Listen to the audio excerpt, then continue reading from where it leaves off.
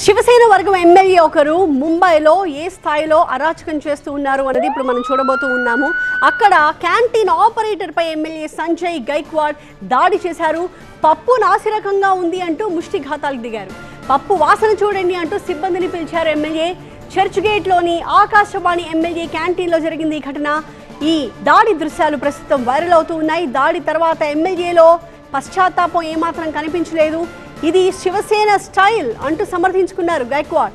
నేను గాంధీని కాను, తప్పు చేయలేదు అంటూ సమర్థించుకున్నారు. అసెంబ్లీలో ఈ అంశాన్ని గైక్వాడ్ ప్రస్తావిస్తాను అని కూడా చెప్పారు.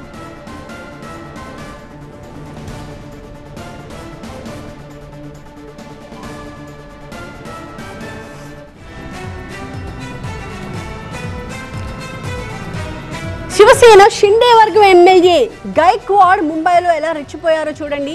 అక్కడ క్యాంటీన్ ఆపరేటర్ పై ఇలా దాడి చేశాడు ఆయన. అక్కడ ఆయన తింటున్నప్పుడు పప్పు నాసిరకంగా ఉంది అంటూ అతనిపై ఇలా అటాక్ చేశాడు. పప్పు వాసన చూడు అంటూ సిబ్బందిని పిలిచారు. చర్చ్ గేట్లోని ఆకాశవాణి ఎమ్మెల్యే క్యాంటీన్లో జరిగింది ఈ ఘటన. ఆయన చేసిన ఈ దాడి వీడియో ఇప్పుడు వైరల్ అవుతోంది. ఒకటి కాదు, రెండు కాదు, పలుమార్లు ఆ క్యాంటీన్ ఆపరేటర్ మీద అతను నేరుగా మొహం మీదే గుద్దుతున్న దృశ్యాలు చాలా స్పష్టంగా మనం చూస్తూ ఉన్నాము.